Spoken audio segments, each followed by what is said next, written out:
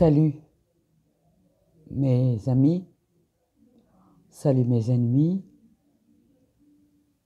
salut à tous mes compatriotes juifs marocains. On va commencer par le commencement. Certains de vous m'adorent, d'autres me haïssent. C'est clair, je suis comme tout le monde. On ne plaît pas à tout le monde et on ne peut pas plaire à tout le monde. En tout cas, je ne peux absolument pas être ami avec des gens opaques et qui ne savent qu'une seule chose, c'est agir en eau trouble. Moi, je touche pas à l'eau trouble, ça me fait peur, l'eau trouble. Mais par contre, si vous vous souvenez, j'avais fait une vidéo il y a 1 an en disant à tout le CAL, si on peut appeler ça comme ça, dans notre cas, parce que je ne vois aucune homogénéité dans notre CAL marocain. C'est très très grave ce qui se passe. Ce sont des groupes ou des groupuscules qui se tapent dessus du matin au soir sans jamais produire un résultat probant, un résultat positif. Et ça fait 14 mois que ça parlemente. Et ça s'arrête au moment où il faut dégainer soit l'argent, soit le courage de ses opinions. Expliquez-moi qui a fait quoi et qui a obtenu quel résultat depuis 1 an que vous parlementez. Vous pensiez que c'était facile d'organiser de nouvelles élections pour la communauté juive avec des gens aussi hétérogènes que vous l'êtes. C'est une plaisanterie, mais c'est presque le sketch des élections en Israël. Ils en ont fait 2 ou 3 et encore, ils ne sont pas vraiment sûrs de qui va faire quoi. Mais est-ce que c'est devenu la nouvelle particularité du monde juif de ne plus s'entendre entre nous? Que les juifs ne s'entendent pas entre eux en Israël, c'est normal étant donné le nombre impressionnant des différentes origines et différentes ethnies qui y vivent. Mais je ne comprends pas comment il y a autant d'ennemis dans un si petit groupuscule. C'est vrai que beaucoup de vous sont hyper doués dans le faux sourire, la fausse bise chaleureuse et tous les détails qui suivent et les invitations, et on connaît. Que reste-t-il au bout de tout ça? Quelquefois des massacres familiaux, quand il y en a un qui tape la femme de l'autre ou une qui tape le mari de l'autre. Et ça, on va faire Aïn Mika sur l'histoire, on va faire Aïn Mika sur le nombre de maîtresses que vous avez, parce que visiblement, vous trouvez que les juifs sont un peu frigidos, ou elles ne sont pas à vos goûts de cochon, on le sait. Mais vous avez eu la chance inouïe d'habiter dans un pays comme le Maroc, qui aime tellement ses enfants qu'il a du mal à leur foutre une gifle. Et puis, en dehors du gouvernement, vous avez beaucoup d'alliés au sein de la police, des autorités, parce qu'il y a si peu de juifs au Maroc, il faut les garder au chaud, c'est vrai, beaucoup de choses sont faites. Mais en fait, si vous réfléchissez, qu'est-ce que nous avons, nous, juifs du Maroc? Qu'est-ce que nous avons au Maroc, en dehors du roi et de nos ancêtres et de nos tzadikim? Quel est l'interlocuteur que vous avez pu avoir au Maroc pour résoudre un gros problème communautaire? Je serais curieuse d'avoir les résultats de ce sondage. À vol d'oiseau, ça fait bien 20 ans qu'il n'y a ni abonné, ni gabonné au numéro que vous aurez demandé. Ah, il y a un numéro qui marche au Maroc, c'est le numéro vert. Mais les numéros de nos institutions, elles peuvent aisément vous rendre vert de rage.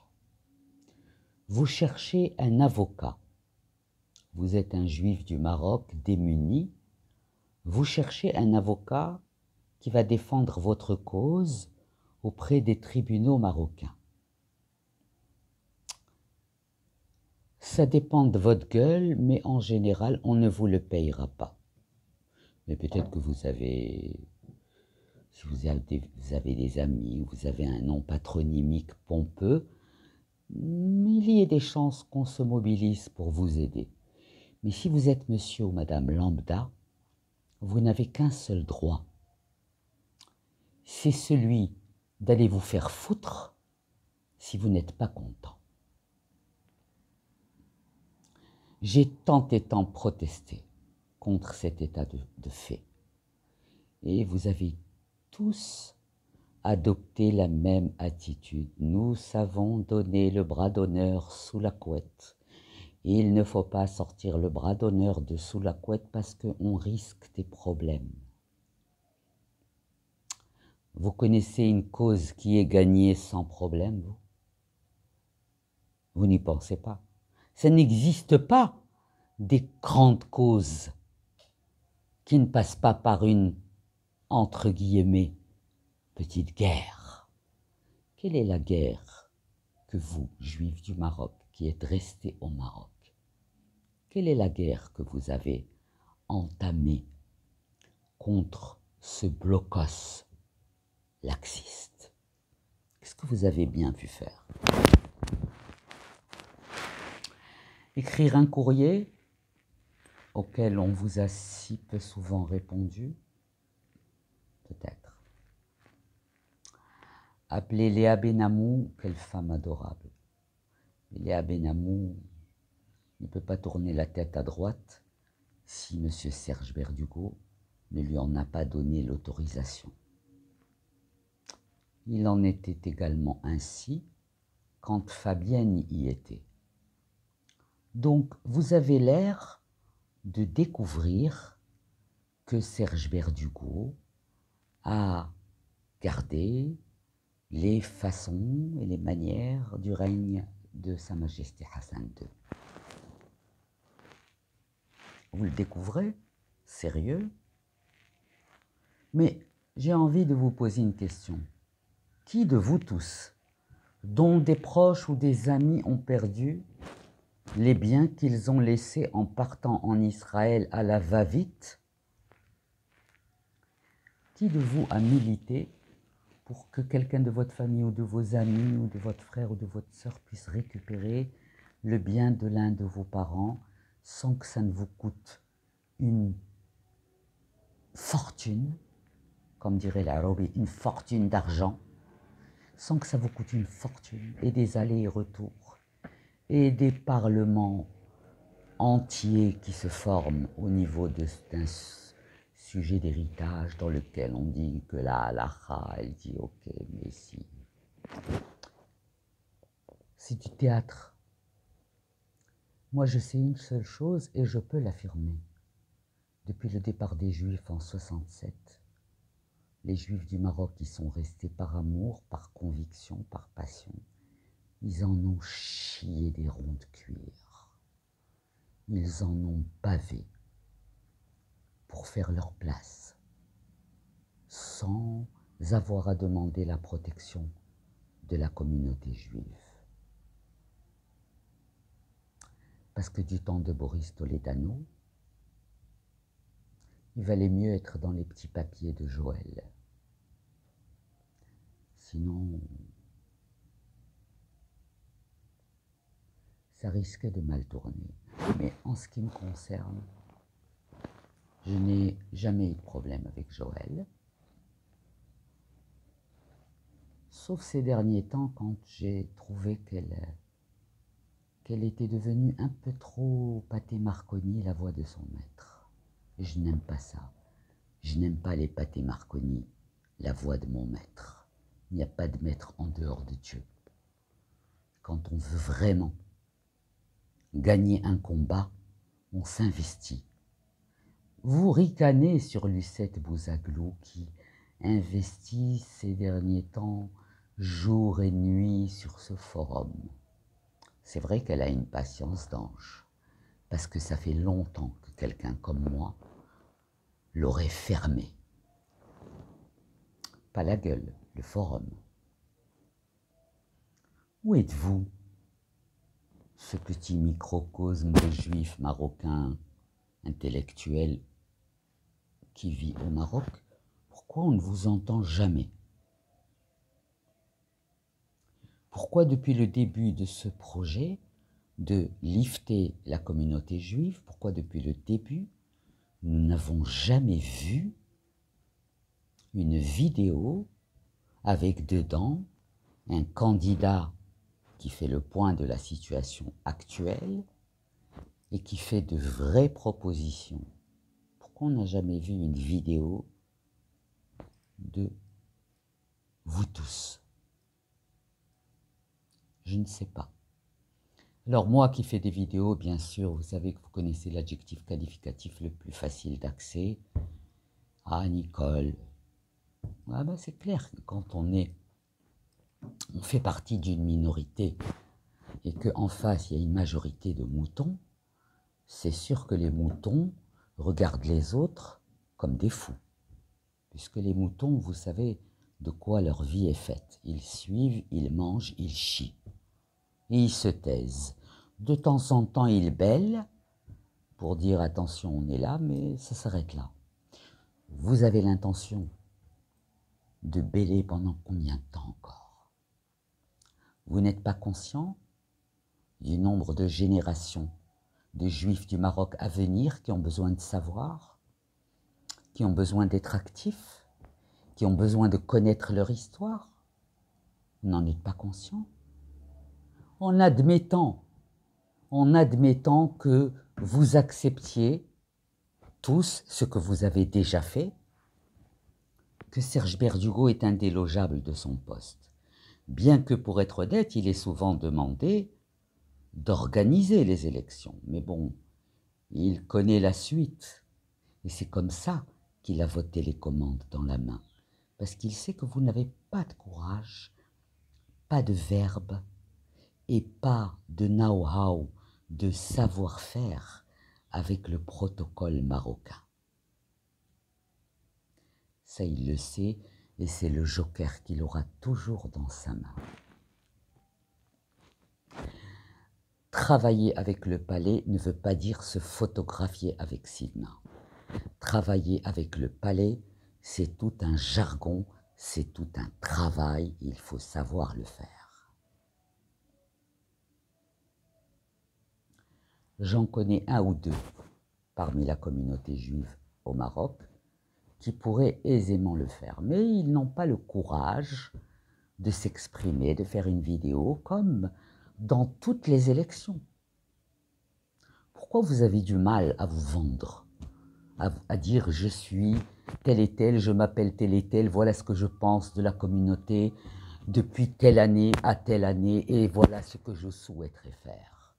Pourquoi? Je n'ai jamais vu une vidéo pareille. Ça vous plaît tellement de dire que les courageux sont dingues, ça vous séduit. Mais moi, je suis dans un état de maladie terrible, physique, et je n'arrive plus à vous lire et rester impassible. Je n'arrive plus. Ça dépasse ma capacité. Comment vous ne vous sentez pas impliqué? Comment aujourd'hui des Juifs de la 3e et de la 4e génération de Marocains en Israël se targuent, se vantent, se gargarisent d'être des Marocains, ce qui pour eux veut dire quelque chose. Être Marocain, c'est être forcément différent en comportement, en savoir-vivre, etc., etc. Je ne vais pas épeler encore la charte de la maroccologie, mais je dois vous dire que la jeunesse israélienne d'origine marocaine a suivi les cours de maroccologie de leurs aïeux jusqu'à aujourd'hui, et ils y tiennent. Et vous, au Maroc, qui avez la proximité à côté du millier de tombeaux de tzadikim, vous, au Maroc, qui êtes proche des cimetières, vous n'avez rien foutu de vos 10 doigts, en dehors de quelques-uns. C'est grave. Je sais que beaucoup d'entre vous ont été des maris pitoyables, de quoi écrire 8 volumes sur chacune de vos gueules. Mais là, il s'agit d'avenir social. Comment voulez-vous qu'une famille marocaine en difficulté récupère 1500 dirhams par mois pour vivre tout un mois au Maroc? Et pourtant, ça fait 20 ans que ça existe, ce montant. Ça fait 20 ans que la communauté juive remet 700 ou 800 dirhams à chaque juif en difficulté pour passer Rosh Hashanah, Kippour et Sukkot avec. Et ça ne vous a pas beaucoup dérangé non plus. Alors écoutez, si tout ça ne vous dérange pas vraiment, si ça ne vous empêche pas de dormir, ayez au moins le courage de le dire. Et si vous n'en voulez pas, n'en dégoûtez pas les autres. Je fais un appel aujourd'hui à toute la gente juive, marocaine, à travers le monde, qui estime tenir à ses racines, tenir à ce que dans 10 ans, dans 20 ans, ils puissent revenir ici et pèleriner leurs aïeux. Parce que quand on prend de l'âge, on aime de plus en plus ses racines. Mais ça, le con, celui qui est con, c'est un sujet qui est très très loin de l'hémisphère cérébral où il est. Lui, ce qui compte, c'est quand est-ce qu'il part à Marbella après le confinement, et quand est-ce qu'il va montrer qui il est, etc. Montrer quoi à qui? J'ose espérer que le corona va changer votre façon de voir les choses et de ne voir midi qu'à votre porte. Apprenez à vous intéresser aux problèmes des autres. Ça fait du bien de faire du bien. Même ceux qui n'ont pas d'argent trouvent du plaisir à aider les autres. Ce n'est pas parce qu'on est argenté qu'on a envie d'aider les autres. Mais quand on est con et qu'on est une nature de pauvre con, on essaye de changer après le corona. On ne laisse pas des gens devant une porte en leur donnant 1500 dirhams pour toute une famille, en sachant que le boucher cachère va vous vendre 1 kilo de viande à peu près 250 dirhams. Ok, que les légumes ont augmenté, etc. Vous n'avez personne à qui le dire. Et même si vous vouliez le dire, personne ne vous écouterait. Et ça fait 20 ans que vous vous taisez. C'est pitoyable. Alors aujourd'hui, j'appelle les courageux, j'appelle les militants, j'appelle les amoureux, j'appelle ceux qui ont subi tous les déboires qu'on peut subir quand on a fait le choix de quitter le Maroc pour aller en France ou au Canada ou aux États-Unis ou même en Israël, parce qu'en Israël, il vaut mieux venir avec beaucoup d'argent en poche. Sinon, on risque de beaucoup galérer à tous les niveaux. D'abord, on ne peut rien acheter et en plus, vous n'aurez pas de tendresse ici. C'est très très rare d'habiter dans un endroit où les gens sont tendres, sociaux, affectueux entre eux. C'est très rare. Ici, chacun chez soi, les uns n'ont pas le temps de voir les autres. Ici, c'est les extrêmes. C'est ou 50 personnes à la même table de le Shabbat et les fêtes, etc., soit le désert de Gobi. Israël est un pays où on est obligé de cultiver l'individualisme parce que c'est marche ou crève. Israël, il faut prier Dieu de tomber sur des gens qui ont du cœur, sinon vous êtes morts. Vous êtes game over. Il n'y a pas de lechelik ou afak, s'il te plaît, et le Marocain en face de vous qui comprend, qui craque, qui vous fait plaisir. Ici, vous pouvez vous pendre devant la personne qui vous a dit non, et ça restera non, que vous le sachiez. Je ne vous parle pas des prix apocalyptiques. Je vais me taire. C'est un pays exceptionnel. L'ordre, la rigueur, la propreté, le progrès, le bien-être dans l'air, c'est en Israël. Mais pour vivre en Israël, il faut beaucoup de flous. Or, qu'est-ce que nous constatons? J'ai d'ailleurs fait les frais de l'expérience. J'ai moi-même à qui on a dit, mais tu verras Nicole, si toi tu fais une cagnotte, tout le monde sera avec toi. Je leur ai dit, ah bon, on va poser le pari. On va poser le pari. Moi, j'ai pas de problème. On va poser le pari. J'ai mis ma cagnotte. 3 mois. 80 €. Par 10 €. Alors, j'ai eu des gens qui m'ont appelé scandalisés, apeurés, disant, mais qu'est-ce qu'on va devenir? Si toi, que les gens aiment et adorent et apprécient, etc., ils n'ont pas pu t'aider, qu'est-ce que nous, on va devenir, qui sommes anonymes, inconnus, qui n'avons aucune corde à notre arc, aucun poker, aucun joker dans nos mains, qu'est-ce qu'on va devenir? Et c'est la question qui revient. Que vont devenir tous vos compatriotes que vous finissez par oublier? Que vont-ils devenir? Ne vous plaignez pas après de « on nous a fait du mal et on nous a fait ». Soyez solidaires, aimez-vous entre vous, parce que dites-vous bien que sur les forums, il y a nos compatriotes musulmans qui sont là, qui vous regardent, qui vous lisent, qui sont « wow ». Ce qui veut dire « waouh ». Ils sont restés taiseux toutes ces années sur leurs secrets. Mais c'est pour ça que vous m'avez passé au pilori. Quand j'ai écrit La Renaissance, où j'ai tout vomi, j'ai dit que tous les pronostics qui ont été faits à tous les Juifs pour qu'ils partent en courant, en galopant, et qu'ils laissent leurs biens derrière eux, le Maroc a été l'exception à la règle. Et ça, c'est le devoir de chaque juif marocain, de le dire, de l'écrire, de le monter au firmament. Parce que les vrais juifs du Maroc ne savent pas ce que c'est que l'ingratitude. Les vrais juifs du Maroc, ils ont peur de Dieu. Alors, s'il vous plaît, détruire la communauté, vous perdez votre temps.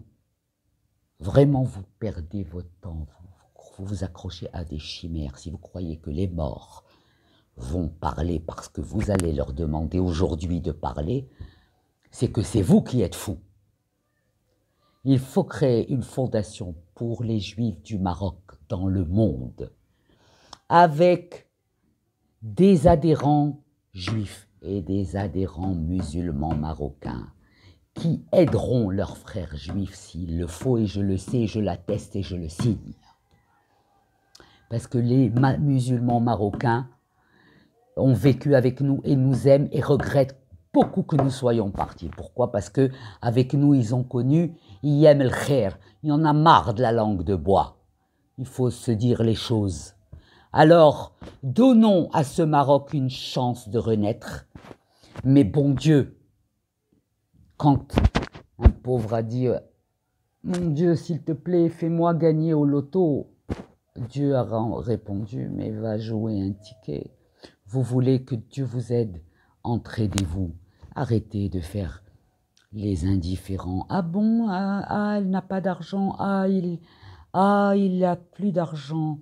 Le pauvre. » J'ai vécu des drames en regardant certaines familles marocaines très huppées, entre guillemets, huppées d'yel khla, huppées de rien du tout. Ne pas apporter l'ombre d'une aide à leurs frères ou leurs sœurs dans un état lamentable. Il y en a même qui sont morts, puisque les frères n'ont pas réagi. Donc, mes amis, je parle avec mon cœur et tout le monde le sait. Je parle avec mes entrailles, je n'ai rien à cacher.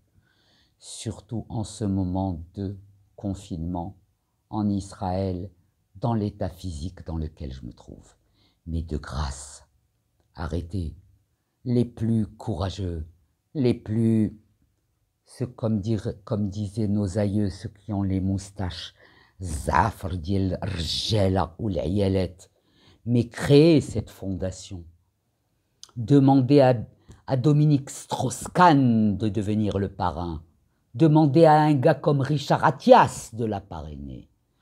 Demandez à tous les gens qui ont vécu au Maroc de la sponsoriser. Vous faites quoi? La phraséologie, la paraphrase, la périphrase. Mais dites-moi, il faut vous faire sponsoriser par Migralgine, les mecs. Mais c'est pas possible, c'est Rhad el Foul. Mais il vaut mieux que moi, Nicole Habibtkoum, votre ami, je vous le dise. Mais je ne fais que vous donner le feedback de ce que les gens pensent sans vous l'écrire. Arrêtez. Arrêtez. Passez à l'acte. Vous attendez quoi? Un rêve qui n'a jamais vu le jour? Il ne le verra pas. N'attendez pas de quelqu'un de la dynastie alaouite de faire des choses pareilles sans preuve à l'appui. Ok, donc vous pouvez parler. C'est ce que vous faites. Un document qui prouve ce que vous dites, Nakaïnj. Il y a des documents, mais ceux qui ont les documents ne veulent pas les sortir. Pourquoi? Parce que vous allez remettre un procès qui a 40 ans sur le tapis. Comment vous allez se faire sortir le cousin qui vous a volé une villa parce qu'il connaissait un juge et un rabbin? Le cousin, il est là-bas, il a trafiqué son titre foncier, il a fait ce qu'il avait à faire. Et vous savez de qui je parle? On n'en est pas à une histoire, on en est à 10 000 histoires. Et bien sûr, quand on fait des carambouilles, où est-ce qu'on se sauve? En Israël. Mais vous réfléchissez pas, parce que Israël, quand il a fallu communiquer à la France ce que vous aviez dans vos comptes bancaires, Israël les a communiqué vos comptes bancaires et vous avez dû payer vos impôts. Vous croyez quoi, qu'Israël c'est le dépotoir du monde? Mais loin de là. Aujourd'hui en Israël, tu veux ou tu veux pas. Tu veux pas, tu te casses. Tu veux, tu te bats. Alors si la vie au Maroc vous a permis de ne jamais vous battre, ben il est temps d'apprendre. Sur ce, mes amis, je vous embrasse. Tout ce que je vous ai dit, c'est avec beaucoup d'amour, avec beaucoup de compassion, avec beaucoup de tendresse, parce que ça suffit vraiment. Vous êtes arrivé au comble du ridicule, et si vous voulez savoir, les musulmans sont au courant de tout. Donc écoutez, sortez du lot, créez une fondation et arrêtez ces deux guerres, parce que de mémoire, je n'ai jamais assisté à la destitution d'une personne de la communauté juive. Jamais. Si, il y en a un qui a fait du gros caca, il s'est barré, ça on le sait, mais il n'y a pas eu de bruit. Capite? Capiche? Allez, j'en profite pour faire plein de bisous à ceux que j'aime. Parce qu'il y a bien sûr au milieu de vous des gens formidables. J'encourage tous ceux qui sont capables d'être de vrais ambassadeurs du Maroc, de s'engager vraiment. Le Maroc le vaut bien. Et je peux vous dire que depuis 14 mois que je vis en Israël, et que j'adore Israël, je peux vous dire aujourd'hui, le Maroc est un paradis pour l'âme. C'est le paradis de l'âme. Dès que vous quittez le Maroc, votre âme commence à frétiller dans le tourment. Allez, Nasrid Shvikoum, mais j'ose espérer que cette vidéo fera le tour, que vous l'écouterez, vous la réécouterez, que vous prendrez enfin une décision concrète. On monte cette fondation, les gens cotisent, on débloque des fonds, on demande des parrainages et on laisse tout celui qui a volé, qui a magouillé, qui a menti, etc. Mno l'khalqo.